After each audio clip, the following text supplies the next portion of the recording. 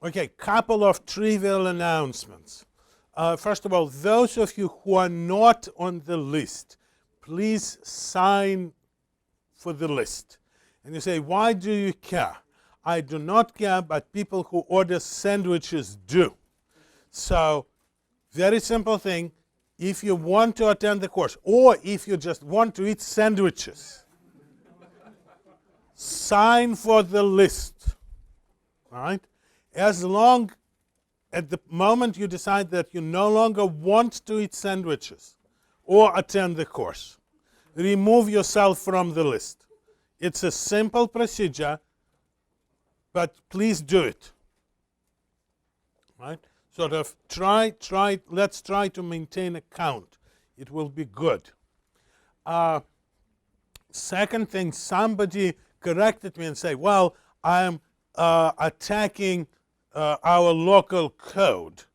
Nothing of the kind. Let me tell you, the code I see in other places is every bit as awful as anything we got.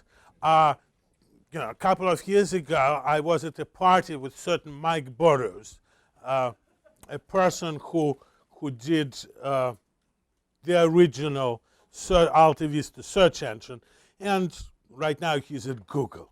And he was saying, Alex, you cannot imagine. They cannot write anything at all. He was referring to Google guys. So, I'm not even going to mention Yahoo. I did interview at Facebook. And let me tell you, what I seen that was 5 years ago. Maybe they improved, but I don't think so. Places tend to decline. No, it wasn't. It was 4 years ago. People unimaginable in terms of what they know about programming. So, again, the field grew very fast. We never had time to stop and think.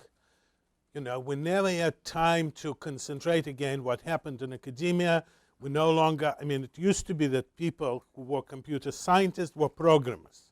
When Dijkstra gave his Turing Award speech, he called himself a humble programmer. When Ken Thompson in this Trust lecture talks of himself, he says, I am a programmer.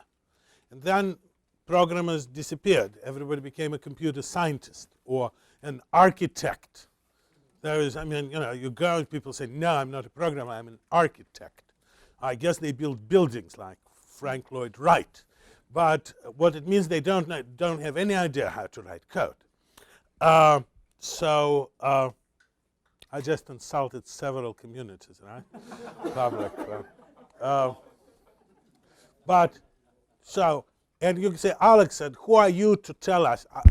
I am as guilty as any of you. Given a chance, I write very bad code. Okay?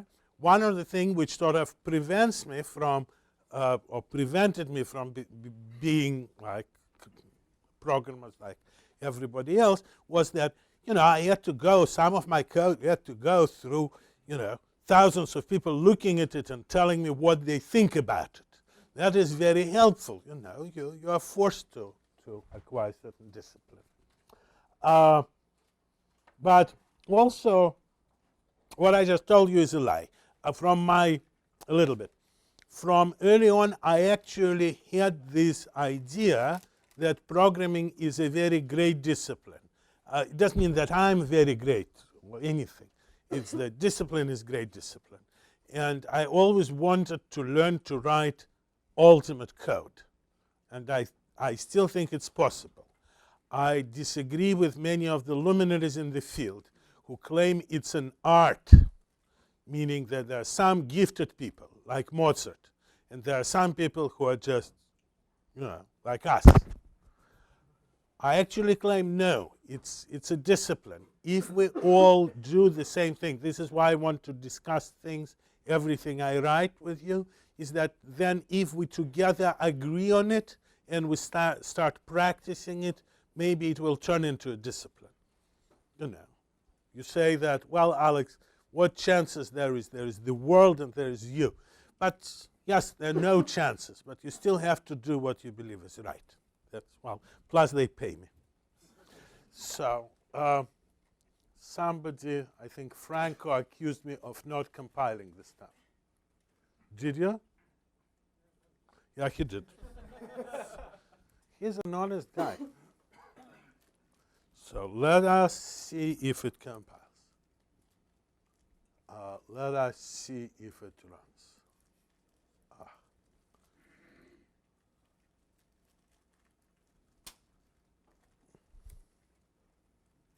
Huh? What happened?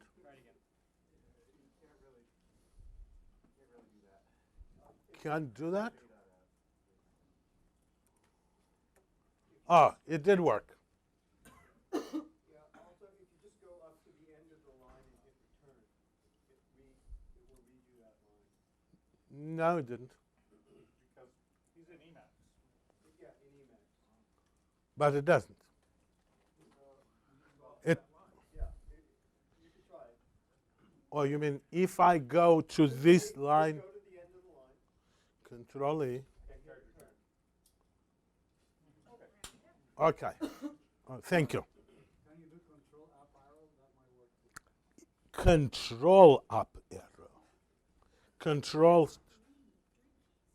Not going away. I don't. No.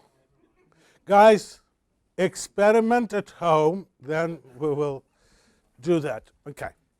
So what is our goal? And this is something we want to learn to measure operations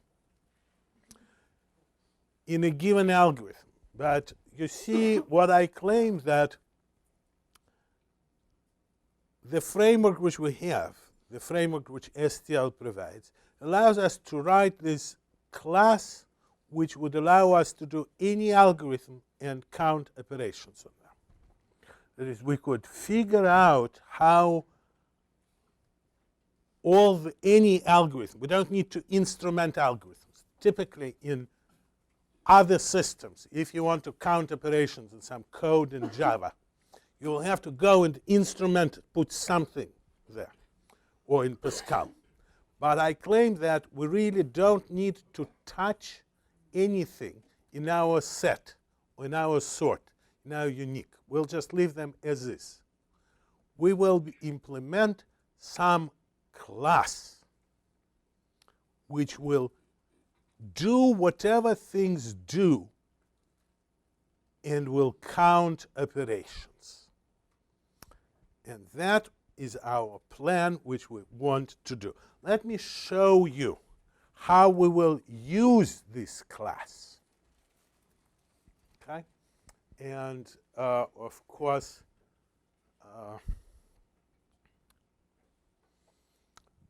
what do I do? Could I do this CP test for the simplicity? Let me do this. CP. What? I just copy it all here.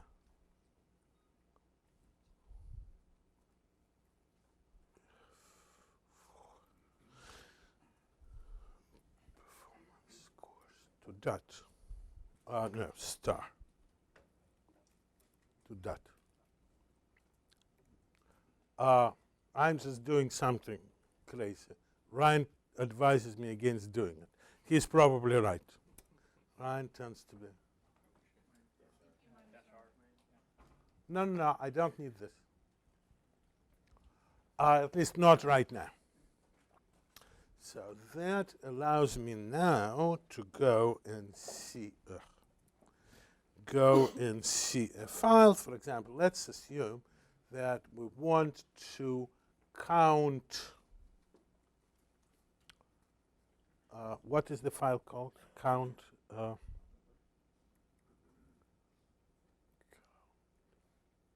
Yeah, this is good. Count operations.cpp. I'll make it large, don't worry. So you see that this is where we're sort of heading. And I want to be able to do things just like that. We'll say main count operations from just some numbers. This tells us the range. And the reason I use multiplication is because it's sort of clearer. And sort functor is some magic thingy bob. We'll find out in a second what it is. And if we run it, could we try running it? What do you think? We could try running it.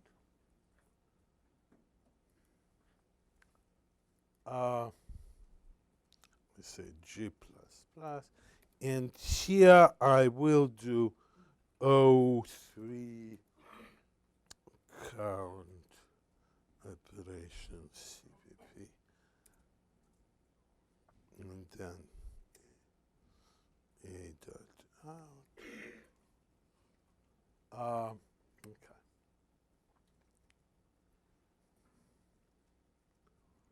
So it says that if we have n equals 16, we're going to do, and let us look at what I count. This is very important. I count copy, assign, destruct, default, equal, or less. Could anybody tell me what it all sort of describes? Why are these important operations? These all take constant time. This is very good, but it's not true. For example, less than doesn't have to be constant time, for example, right? Or equal. No, less is not necessarily single instruction. Less could be string compare, for all you know. They're user provided with respect to the algorithm that you're running. Yes, but not quite. Close, close, the right direction, but it's sort of what are these operations? Overridable operators in C++. So is star. Memory access? Yes, but I mean, no, we're getting there. Yes, this is good. This is good. A basic block for data structure access. That is very good. But there is a term I want somebody to name before I. This is very good. Vincent actually said what I want, except it's a little bit. It's a technical thing. You see, there. Sort of. Do you remember what I just told you about these awful maps and maps of sets and things like that?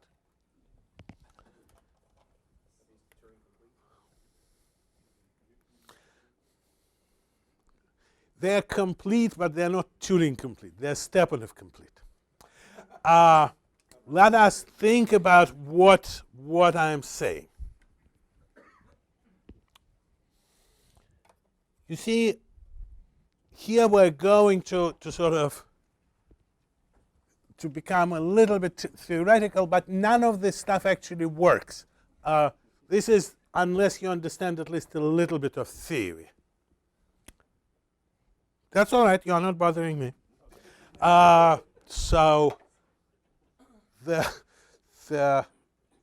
us think about what my task was when I started working on STL. Actually, what was the task of everyone? The task of everyone was to define standard data structures, yes? Such that which will work for or any or reasonable subset of types. What is a reasonable subset of types?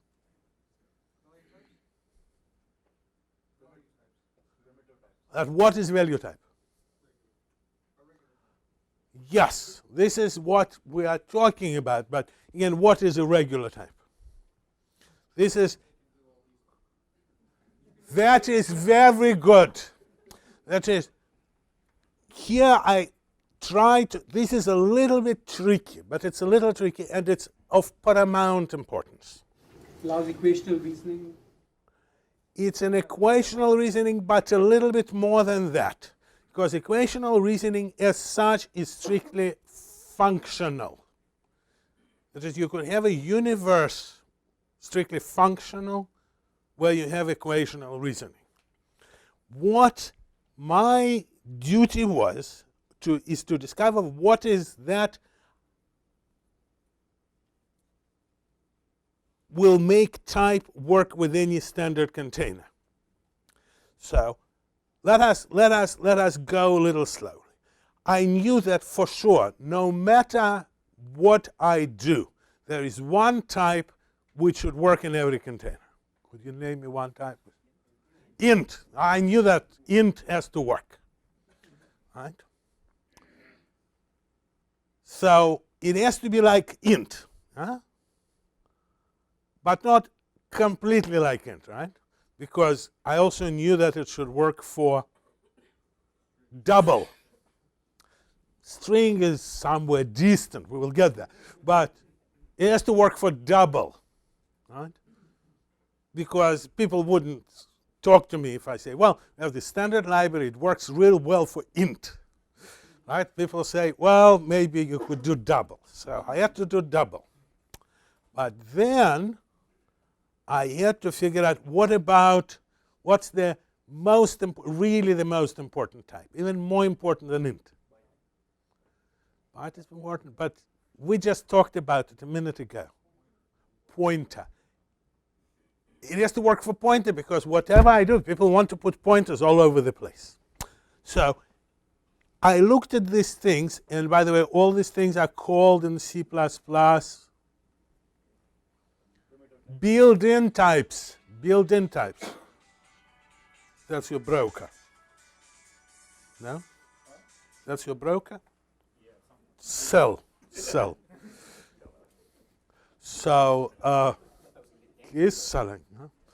Huh? So, I have to, by the way, guys, let's make a firm resolution that in the beginning of every lecture, we'll put our phones on mute and remind me to do it. So, what I had to do was to somehow say that it will work for all built-in types and types like them, except I had to define what it means to be like them. That is, how to make. And then came the second sort of great thing. You say, Alex, you were really dumb. You're just, yeah, I was. So the second thing I realized that I have to make my own containers to be like built-in types. I had to close the loop. That is, what I provide is a bunch of type constructors. Think about it. A vector is a type constructor. It takes type T and returns a new type. It constructs a type out of type T. Out of type T, you get type vector of T, different type. And we want these constructors to be closed. If you start with a regular type and keep applying these constructors, you remain regular. Right? So, and then after I sort of did that, it's, it's a very simplified way of how actually I got to that point. Then, of course, when I did that, I said, now I know what my algorithms could do. What my algorithms can do is to use the operations which are defined on regular types. Right? So that came with this sort of circular thing. So the central thing for the entire, if you want to use C++ standard library, you have to understand these operations. These are requirements on regular types. And not quite strictly like so, but it is like so. I'll explain in a second what it's not strictly like so. So what we have an operation copy, which means we could, for any type, we should be able to have a copy constructor for any regular type. We should be able to write T A of B. Or equivalently, if B is of type A, C A equal B. They are not the same in general, but they are the same if B is of type C. Right? You should be able, you have to be able to do that. This is copy, and it copies that. Then the second thing we need to do is to be able to assign. What is assign? You already have A. And you write A equal B. All right? And what's the semantics? We will get to in a second, because first let us talk about default constructor. You see, my assumption is that whatever works for built-in types, whatever is a natural idiomatic expression in C, should be a natural idiomatic expression for regular types. Therefore, I should be able to write C A equal B as first version. As is a second version, I could write C A equal B. Do you see, or is it visible? Nick, could you see it, or it's too low? I apologize again.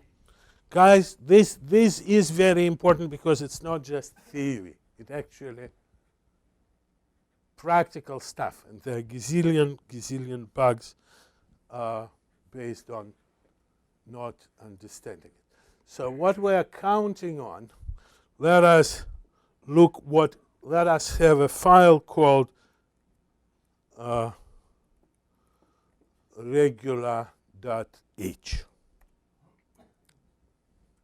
So what do we have for regular types? And I will tell you sort of what is the thing, count operations. So we need to have these operations. So we need to have first copy construction,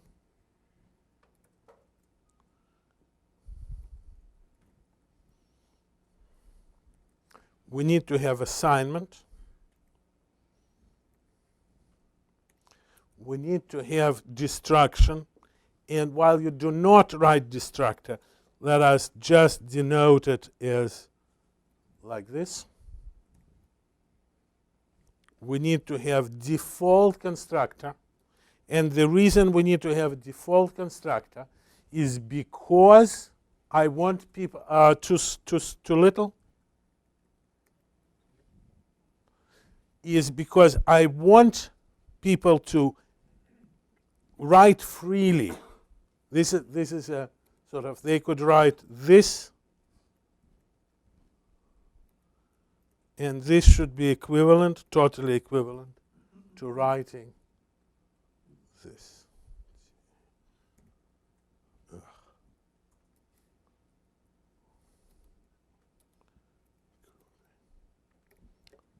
All right? And then, again, what is the semantics of these two operations, copy and assignment? What do I need to express their semantics?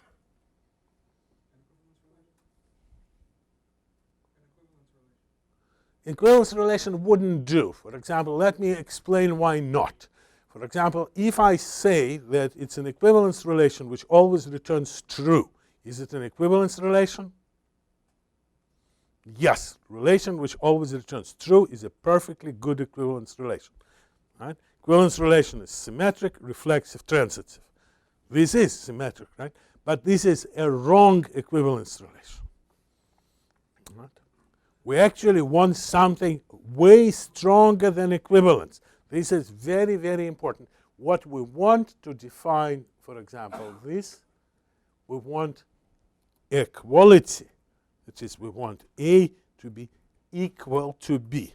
Whatever our meaning of equality, and we will discuss it in a second, we need to have that. When we do construct a thing, we construct a copy. What is a copy? Copy is something which is equal to the original, but not identical to it.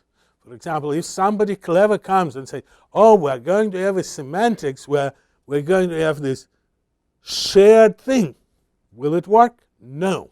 Copy has to construct a different thing. So what we could, if you like, add an axiom. What is an axiom going to be? That address of A is not going to be equal address of B, or whatever your identity marker is. You construct a different non-equal thing, right? And the same thing from your non-identical but equal thing. I was saying something. So, and that comes that in order for these operations to have correct semantics, they have to have equality defined on them. All right? And then finally, and there is an argument there. What I claimed, and Paul and I agree on that, but Bjarne Strustrup disagrees with that. We actually claim that less than, the total ordering of the type, is fundamental. He says it's too much to ask. So that's a complicated argument, which you will understand by the end of the course.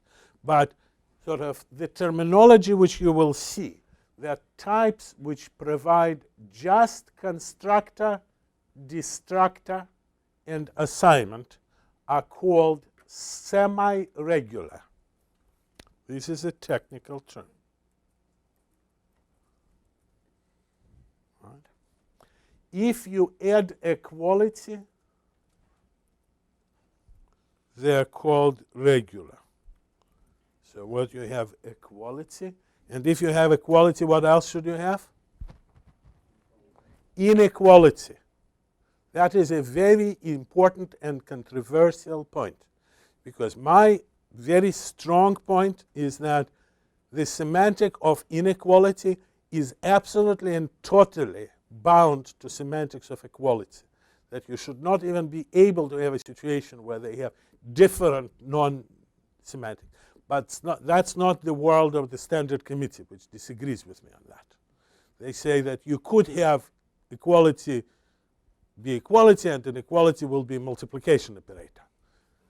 Totally. I think it's a very bad idea, and or good idea, depending on, I mean, it will provide you, I will repeat this joke many times, with job security, because nobody will ever figure out why your code works or doesn't work. But sort of, we have to provide these two operations. And then for what I and Paul and I call regular, but Bjarne would call totally ordered. Totally ordered.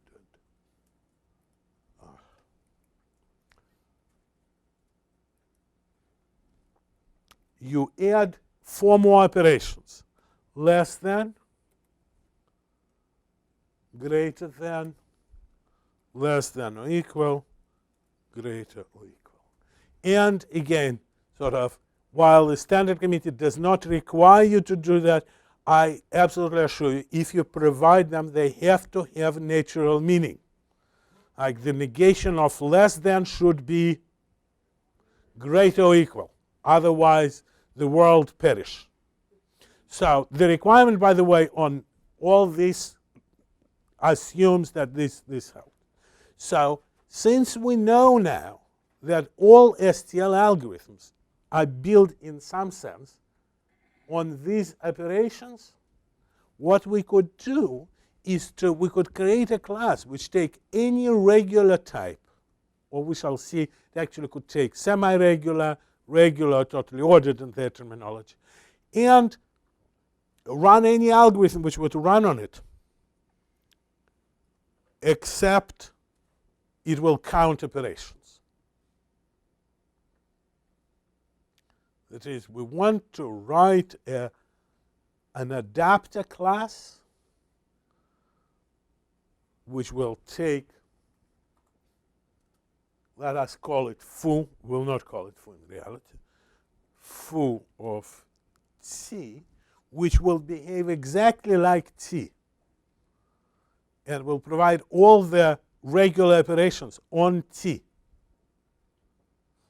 except it will count them. So then we could take any STL algorithm, sort, unique, stable sort, whatever you like, run it, and get the counts. We don't need to do anything. Okay, let me show you how, let me just show you how, what is the plan. Sort of this is the top level, count operations, but it obviously calls it count operations.h. Let's go look. Control X, Control S, count operations, account. What I'm not, sorry guys, Control X, Control F, count operations.h. This is a little bit more difficult, but it has some interesting include. Instrumented H. Instrumented H is a class which you need to write. I already told you the name. Then let us see how we're going to do it. We're going at first, this is ignore normalization and stuff like that, don't normalize. So what we will do, we are having this function called count operation, which is taking two size t. Anybody knows what size t is?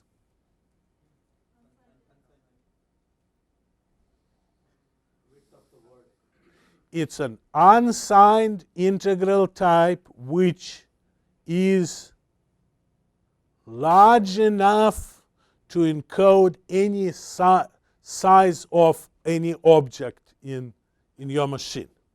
It's a big enough thing which measures sizes. Nowadays it happens to be what? UN64. Right? But the correct thing, you just say size t, and somehow it works. So size t, function, whatever it will do. And and then what it will do, just first, it will construct a vector. This is the thing which you need to write. It will construct a vector called vec of instrumented double. Instrumented is our class. And double, why not? I could have used anything else, like UN64, but I use double here. And what we do, we use IATA. IATA is part of the new standard, but here I implemented myself. I'll tell you, IATA is a function which initializes the range to 0, 1, 2, 3, 4, all the way. Step 1. It's named after IATA function in APL, for those of you who know what APL is. I'll tell you this. Remind me to tell you a wonderful story of APL. So then it does random shuffle, shuffles the stuff. Then it just says initialize, and then it applies function, whatever it is, to the beginning and to the end of the vector, and then it's just prints the results.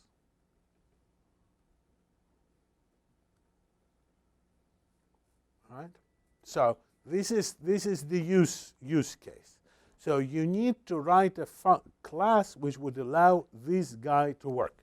So for you to get this guy, Ryan will explain to you the magic you need to do. Could you go and explain? To get to the code, let me. Yeah. So let us push this part. This is very simple.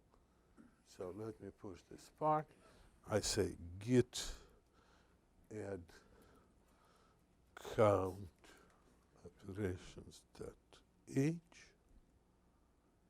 then we say git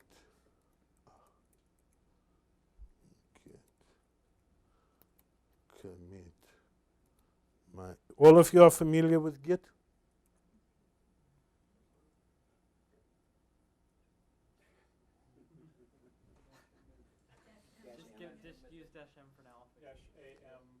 Why? What's the problem? Oh, you screwed up? He screwed up. I have. It's his fault. Git, what is it? Minus. No. I said minus A. You don't need minus A. Just use Dash M. and give it quotes. Quotes. With the message. Double quote your Oh, commit. initial push, double quote.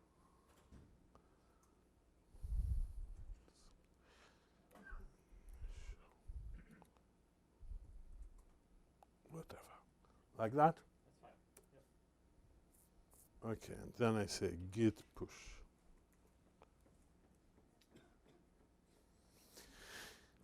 Git push. Okay. So Ryan will tell you how to get to it. Ryan? Well, yeah, so this is The mic. okay. So this SSH right here, if you do git clone of that, it should check it out if you're on the Amazon network. That's on the course wiki page. Is everyone able to get to the course wiki page, or do I need to send it out to the list?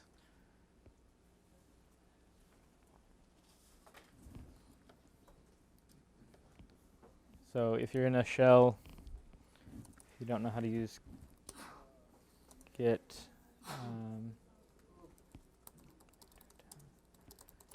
so if you're, sorry, let me get this bigger and all, yeah. No, Yeah, no, it's the. Yeah, it's fine. So just from whatever directory you want to do that.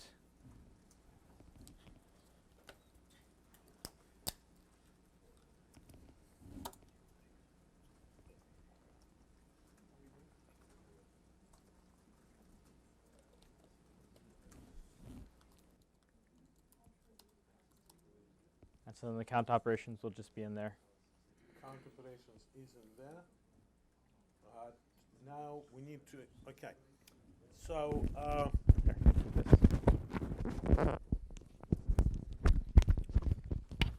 How many of you have to end at once?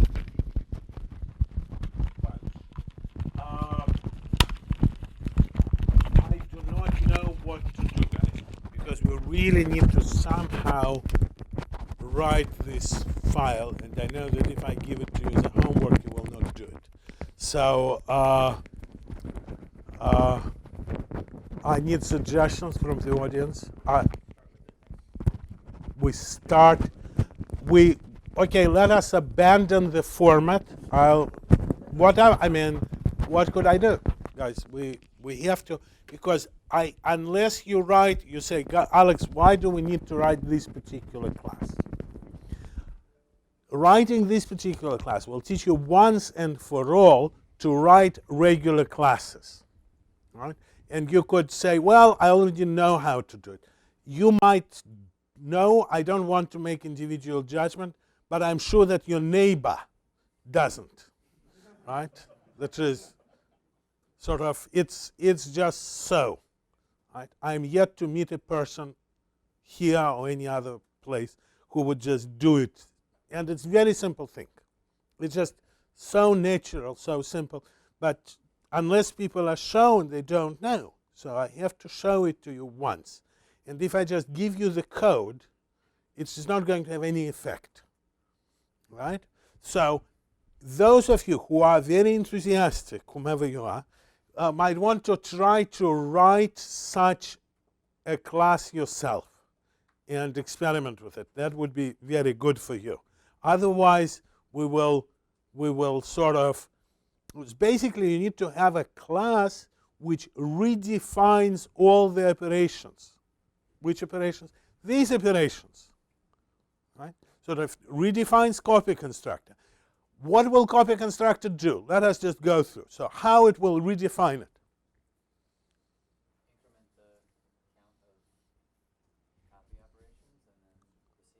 and then do whatever the underlying thing does. Right, exactly like. What should assignment do? Yes, increment the count. What should equality do? Equal, equal. Very simple. Now, what should inequality do? It should go to equality. It should be not equality. We want to sort of, we don't want 4 counts for less than, greater than, all of them sent to the same place and define all of them, right? But basically, I want to get to the point where all of you could write fluently, if you like, in your sleep, all of these things. And again, there are these tricky things. How do you write less than? And the problem is, what is the problem? Anybody knows what the problem is? Like, this guy is going to be a member function, yes? So it will be this guy. Assignment must be a member function. What about equality?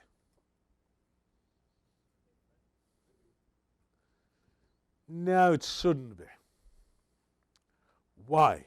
Because you see, fundamentally, equal is a symmetric function. It compares 2 things. So even this paradigm of a member where you are sending this guy to that guy is a wrong paradigm. They are symmetric, right? So in some sense, both A and B should be equivalent. And you say, well, but they will be. No, because, for example, in the perverse world of C and C++, there are these things called evil things, conversions. And you want conversions work identically on the left and right side of your equality, right? So we need to learn to do things like that. So the issue is how to write this thing. It's a very, very simple thing, but unfortunately we have no time. So that's where we will start, and then we will go back sort of. So again, if you can do it yourself, it would be great result. Okay. So I'll let you go. Hopefully, again, I apologize. It's very hard for this format for me to do. I make plans and nothing works. So, but we shall see. Probably in a couple of lectures we will start going much faster. We will understand each other, and things will be better. All right, thank you.